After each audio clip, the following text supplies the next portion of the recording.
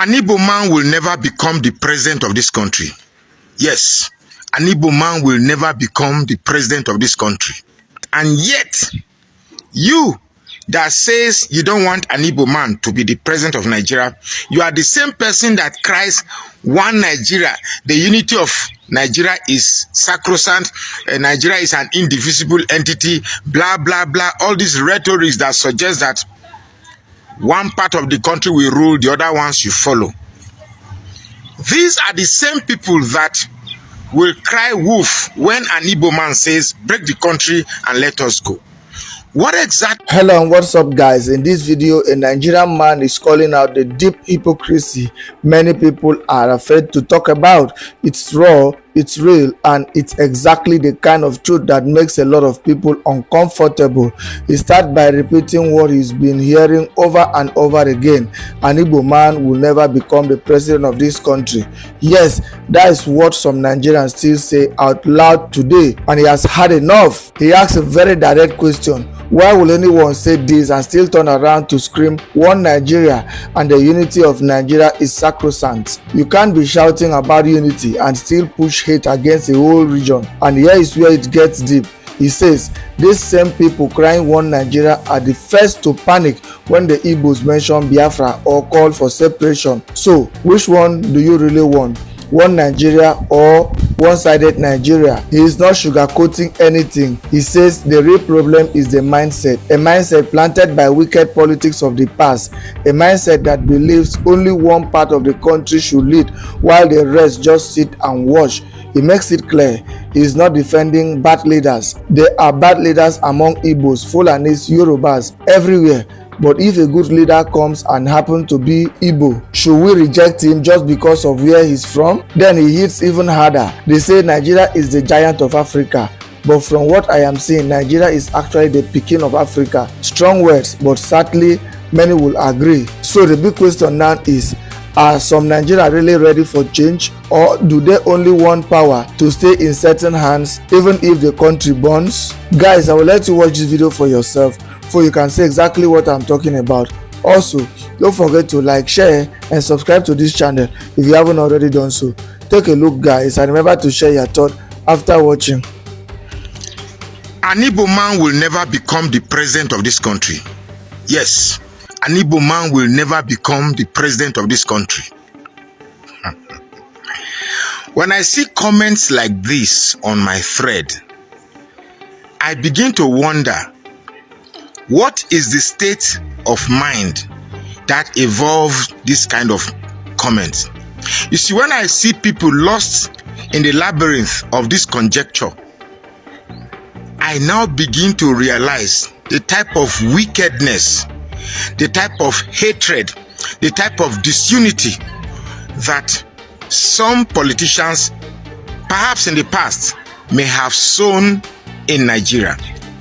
So, if you don't want an Igbo man to become president, and yet you that says you don't want an Igbo man to be the president of Nigeria, you are the same person that cries one Nigeria, the unity of Nigeria is sacrosanct, Nigeria is an indivisible entity, blah, blah, blah, all these rhetorics that suggest that one part of the country will rule, the other ones you follow.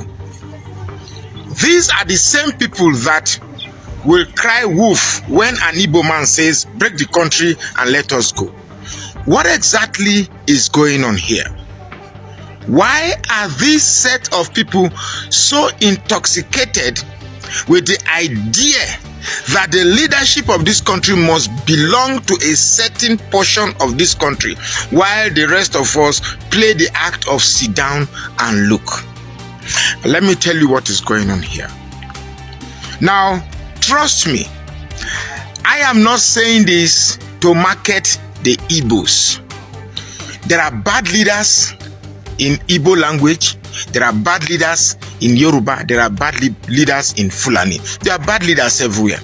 So what I'm asking this set of people is that if we get a leader that can actually transform Nigeria from its chaos, are we going to reject him just because he bears an Igbo origin? You see, a lot of you are not ready yet for this country to transform itself. They say Nigeria is a giant of Africa, but clearly, from what I've seen, Nigeria is the Peking of Africa. There is nothing about Nigeria right now that anyone can be proud of. I had thought that, okay, let me say, there's a guy that made a comment in my thread and said that my hatred for Tinubu. I don't hate Tinubu. I dislike Tinubu. There's a sharp difference between hatred and dislike. And why do I dislike Tinubu? I dislike him because of what he represents. He represents criminality, deceit, and shortcut to getting what you want. A man who says you have to grab something, snatch something, and run away with it. That's a criminal mentality. So if that kind of person with that type of mentality is a role model to you, it's not a role model to me. I like a president that I could quote his words and stamp it on marbles. I like to write the word of my leader on the sand of time so that my children can say, okay, my father quoted these words from a leader. And they want to walk by it. They want to abide by those words. Imagine telling my children, look, Obaro, look, see, the only way to get things in this life is to grab it, snatch it, and run away with it. What type of legacy is that? That's a criminal legacy. The purpose of this video is to say something. Yes, Nigeria is a multilingual entity, about 375 ethnic nationalities, which somehow the colonial masters forcefully brought together. Now, if we must make this country work, we must establish a sense of equity, justice. We must take away and get rid of this undue ethnic bias. Now, I said in my previous video that anywhere in Africa where one tribe assumed itself as more populous do have the tendency to dominate those they perceive as less populous, and they refer to them as minorities. So if we have a country where disqualification of a leader is based on the ethnicity we identify himself with, it still means we are still living in the Stone Age. We are not ready to, to embrace the ideals of a 21st century civilization. Those of you who, whenever you hear the name of Peter Obi, you get sudden stroke of heart attack, you are the problem of this country. You are the problem of this country. If you are following this page, please know it without any equivocation that I am a diehard Peter Obi supporter, an unrepentant one for that matter. Now, if you bring somebody else that is better, fine. Even if it's a Yoruba man, if you bring a Yoruba man that is better than Peter Obi right now, I will switch my support. It's not about tribe. Those who base their preferences on tribe are still living in the dark ages of primitivity. You have to be better than that.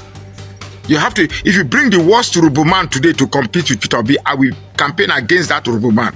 But if I assess that the Urubu man is better than Peter Obi, I will campaign for the Urubu man. This is 2025 for crying out loud. I still find it difficult to think that people are still moved or defined by their ethnic thoughts. My brother, when I reform my hand, so you really think that Tinubu 8 years, Tinubu 4+4? I still tell you, whether Tinubu rule 8 years or 12 years or become life president, I still tell you, now your people go still go internet go they shout a big power Muna. We will not beg. My name is Magnus Oraka. Please follow this page and share this post now. So, do you want me to be honest or just speak, political correctness here? But I choose to be honest with you.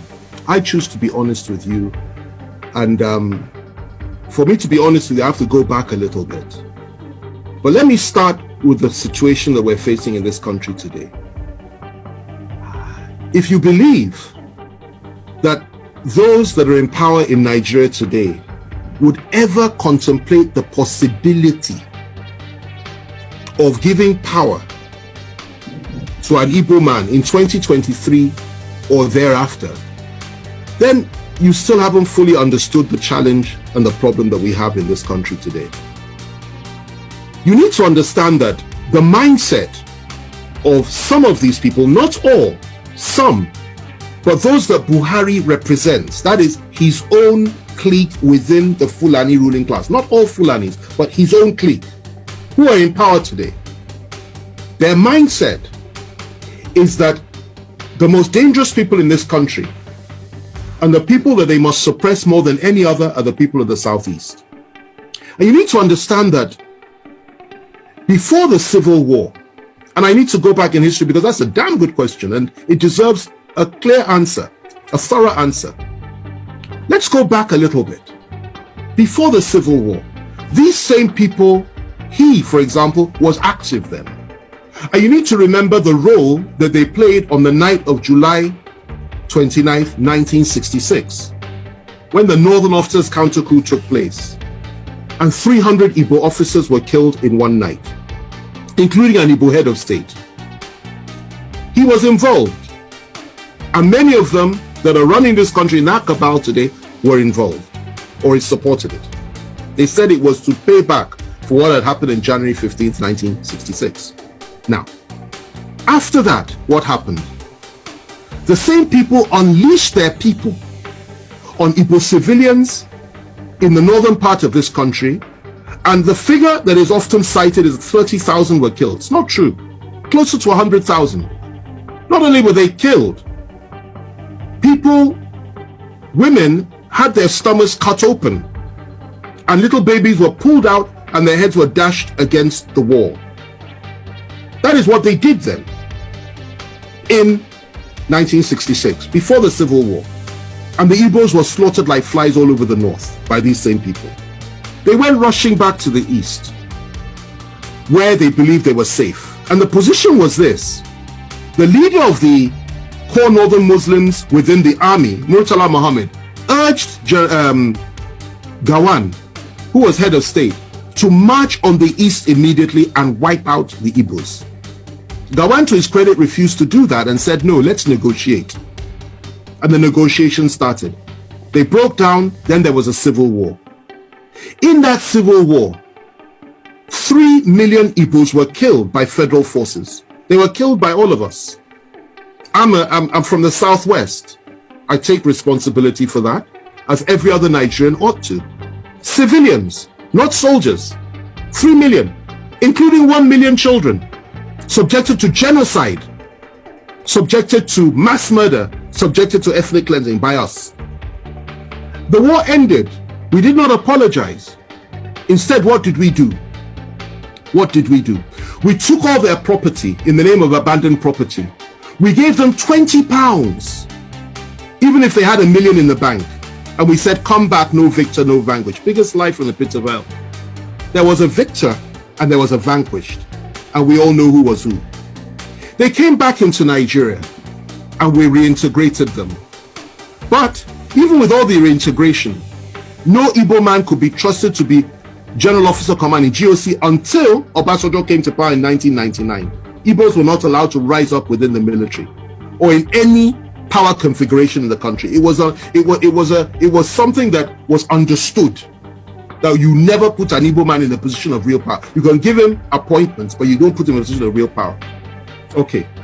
Obasanjo came, made General Obiaku, I think his name was, GOC. And then from there, Jonathan came, he appointed an Igbo Chief of Army Staff. Okay? Yes. My wife is reminding me of the name, Ehejireka. You know, he appointed an Igbo Chief of Army Staff. Okay? And we thought things would go on that way. There would be a reintegration of the Igbos. And Obasanjo integrated many Igbos. People like Obi Ezekwesili and Uba, so many came in and playing key roles, key positions. We thought things would get better. And unfortunately for us though, in 2015, everything changed because Nigerians elected, in quotation marks, a man that had, again, I say it again, a different worldview, and went back to the pre-1966 disposition and mentality of things. And that position was that Igbos cannot be trusted, Igbos have no rights, Igbos are members of the, he called them 5%, I believe, that didn't vote for him. And his mindset was he will teach Igbos the lesson of their lives. And he has done precisely that. If the killings had stopped then, I would have said, okay, fine. Everything we said is history. But sadly, it didn't stop. Igbo youths, IPOB youths, Igbo nationalists have been killed under this government. More have been killed than at any other time during this, apart from during the Civil War, under this government. Igbos have been hopelessly marginalized by the government. Igbos have been treated with contempt by this government. Not just Igbos, Southerners, Christians, and Middle Belters. They've added that one as well. And that's what's going on. And what the Igbos was subjected to by all of us in 1966 is what we are all being subjected to now by those that are around Buhari. Now, going to your question, given all that, and before I come to that, let me just add this. IPOB says they want to have a referendum. They want the right to self-determine. And you label them as terrorists when none of them has ever carried a gun, as far as I'm aware. I was in prison with Nnamdi Kanu. I had extensive discussions with him. I got to know him. I understood his mindset, and I could feel his pain for his people. Yet they say they want to have a referendum. You say they're terrorists. Meanwhile, those that are butchering our people every day in the name of ethnic domination and hegemony, in the name of furthering the ambitions and the aspirations of Usman Dan Fodio and Salmadu Bello and Buhari himself, the three Mahdis, you don't call them terrorists. You pat them on the back, you refuse to arrest any of them. And you say what they're doing is okay. You encourage them. Okay? And the same you, free Boko Haram terrorists, the same you once said that you want to apply Sharia all over the country. The same you said Muslims should only vote for Muslims. The same you says an attack on Boko Haram is an attack on the North. The same you has said so many things which implicitly are on line and on all fours with the Boko Haram philosophy. These are the people that have been ruling us for 5 years. And the same you has empowered the Fulani to a point that they have everything now. And you really believe that those people in 2023 will sit down and say that they will allow a situation to arise whereby the one they hate the most can possibly take power in this country? They will not allow that to happen. Now, if you ask me what I think that would be the way forward as an individual. That if you really want to appease the Southeast, indeed the people of the South, why on earth not? Why shouldn't we have that? But the reality is that those that control the levers of power are diametrically opposed to that philosophy. They don't pretend not to be. They will never deny it. And they're not even hiding it. So they won't allow that to happen. What they will tell you at the very best is possibly will give vice presidency to the Southeast. And in a situation like that, if they did that, and the northern president came to power, and something happened to him, I assure you they will never let an Igbo man take power. It's their mindset. Even the one that's there now, the Yoruba man that's there as VP. If anything happens to Buhari, I doubt very much they will let him take power. The position that they have adopted is that power must remain in the north, in perpetuity for as long as possible. And they have rationalized it over and over again. So that's the situation that we're in. But yes, you see the reason why Igbo man can never be president again in Nigeria is number one. Three brothers, their name now Nnamdi Azikiwe, Tafa, Balewa, and Awolowo. These three brothers, they decide they want to liberate Nigeria from British. Now make us get independence. So when we got independent, before we got independent, they're backing on system of government of which each region will get power on their own, which is the east and the south and the north will get their own power on their own. But last they do election, because Nnamdi Azikiwe to do with him, the speaker Hausa. So Tafawa Balewa and his friends and his squad and his region, they support together with the eastern side, so they make Nnamdi Azikiwe the president then. So after they make Nnamdi Azikiwe, then Awolowo got angry, vexed. Then it's okay, we will liberate his people by giving them Western education, of which he bargained with the British. It's okay, the people can study in British if only they got scholarship. You understand? So, and if you do exam, you pass, automatically you get scholarship go UK. That is why you see UK today, Yoruba people full there. So many now Awolowo free education, which is Western education, and then they get opportunity to go there.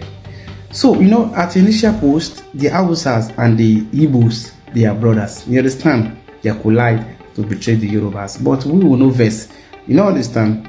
So even the system of government where Awolowo and Nnamdi Azikiwe and Tafawa Balewa bargained before they got independence, it is the same Igbo man that said they should centralize the government. Say each state or each region, many they bring with him all the money where they make. So you see Igbo man and money, Igbo man and selfish and greediness. You see each region, every state, all the money where they make the better come federal. So now federal, I'm going to give them share of, if you want to do something now federal will give you the money after you don't give them all the money where you make based on say power day. You understand? This Aguiyi now with you Kuma, they don't still long before they buy. You understand? As they buy now, that law where they make now they give us problem now. Maybe say each state no get mouth, if you make law on your own. Now federal, if presidency may they go bring one person corner, they go enter your state, bring any other person. Now Igbo man still put us for this problem, of which they won't change them, but nobody agree won't go back to the system of government where they use where Nnamdi Azikiwe and his brother made them again before. P2B fans and my Igbo brothers and sisters, let's be sincere to one another. Igbo can't be the president of Nigeria. I am not saying this because I am tribalistic, but this is a pure fact. 1. What is the population of the East compared to the North and West? Can the East determine average election results? No. 2. Even if you want to become the president of Nigeria, the people who believe power is their heritage, North will never allow you. During the colonial administration, the whites made huge mistake for listening to the northern people than any other tribe. In 1960, while Tafawa Balewa the prime minister and Nnamdi Azikiwe just a ceremonial president under parliamentary. 3. Since 1979 that Nigeria started practicing presidential system of government, Igbo people have never become the president of Nigeria. The one that seeking is shouting that we all can do it, we can be united, my brother, my sister, it is a total lie. We are one Nigeria externally, but internally, tribalistic and inbuilt inherited selfish interest will never allow us. Can you imagine, like play, this is 2025, 2 years that you have made things worse for Nigeria because of your hunger for power and recognition. Mr. President, you don't have any excuse. Don't forget you criticized someone administration. Jonathan government was truly corrupted with embezzlement. But don't forget how opposition party and US government sponsored Boko Haram to destabilize Jonathan's administration. Wow, our government knew about this and they kept quiet. We all are expecting better Nigeria in a country that is all about power dynamic, ethnic and religious problem. Government making global and international deals for selfish interests. Tell me how the government in power will do miracle when they are busy planning for 2027 election and how they can outsmart the opposition party. I am sorry, if you still want a better Nigeria under selfish power, ethnic and religious problem.